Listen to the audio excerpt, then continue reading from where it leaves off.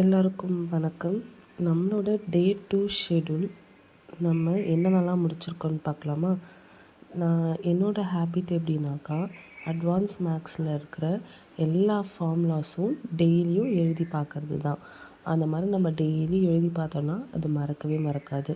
Advance மேக்ஸில் இருக்க எல்லா ஃபார்முலாவும் எழுதி பார்க்குறது. பாலிட்டி ஆல்ரெடி நான் நோட்ஸ்லாம் எடுத்து வச்சுருக்கேன். ஸோ அதனால் சும்மா ஒரு கோ த்ரூ மட்டும்தான் பாலிட்டி படிக்கிறது. ஆனால் இந்த தடவை கிளியராக ஒரு பாயிண்ட்ஸ் கூட விடக்கூடாதுன்றதுனால பாலிட்டிக்கு மட்டும் நியர்லி நான் 15 டேஸ் பாலிட்டிக்கு மட்டும் நான் ஷெட்யூல் போட்டிருக்கேன். 15 டேஸ் நான் பாலிட்டிக்கு மட்டும் எடுத்துக்க போகிறேன். எந்த இன்ஃபர்மேஷனையும் விடக்கூடாது அப்படின்றதுக்காக நான் 15 டேஸ் பாலிட்டிக்கு மட்டும் எடுத்திருக்கேன்.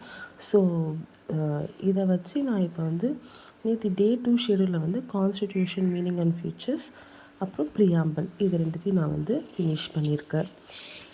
அதுக்கப்புறம் இங்கிலீஷில் எரர் ஸ்பாட்டிங்ன்றது ரொம்ப பெருசு இல்லையா? ஸோ அதனால் எரர் ஸ்பாட்டிங், அதுக்கப்புறம் கொஞ்சம் எனக்கு தெரியாத கிராமர் இதெல்லாம் நான் கற்றுக்கிட்டு இருந்திருக்கேன்.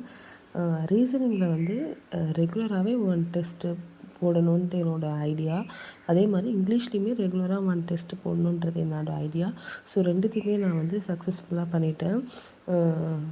அப்புறம் ப்ளட் ரிலேஷனில் எனக்கு தெரியாத கொஷின்ஸ் இதெல்லாம் இருக்கும் இல்லையா? ஸோ அதனால் அதெல்லாமே கொஞ்சம் பார்த்தது. ஆப்டிடியூடில் நம்பர் சிஸ்டம் ஸ்டார்ட் பண்ணியிருக்கேன் நேற்று. இது எல்லாமே டே 2வோட முடிஞ்சிடுச்சு. ஸோ டே 3 இதோட கண்டினியூஷன் அப்படியே தான் நான் பண்ண போகிறேன். இந்த ஏர்லி மார்னிங் ஸ்டடி நான் ஸ்டார்ட் பண்ணதுக்கு ரீசன் டிசிப்ளினாக இருக்கணும் அப்படின்றதுக்காக தான். ஸோ நீங்களும் இதை மாதிரியும் நீங்கள் ஸ்டார்ட் பண்ணாலும் ஓகே தான்.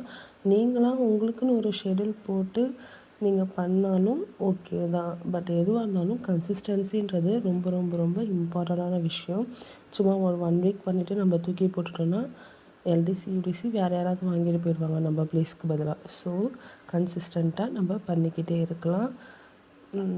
வேறு ஏதாவதுன்னா நான் கண்டிப்பாக அப்டேட் பண்ணுறேன். நம்மளோட ஜனவரி சிஏ இது ஆன் த ப்ராசஸில் போயிட்டுருக்கு. ஸோ ஃபிப்ரவரி சிஏ வரும்போது நான் கண்டிப்பாக ஃபிப்ரவரி சிஏக்கான வீடியோஸ் போடுறேன். அதே மாதிரி ஜனவரி சிஏயில் நான் என்னென்னலாம் டாபிக்ஸ் நோட்ஸ் எப்படிலாம் எடுத்தேன் அப்படின்றதையும் நான் வீடியோ போடுறேன். தேங்க்யூ.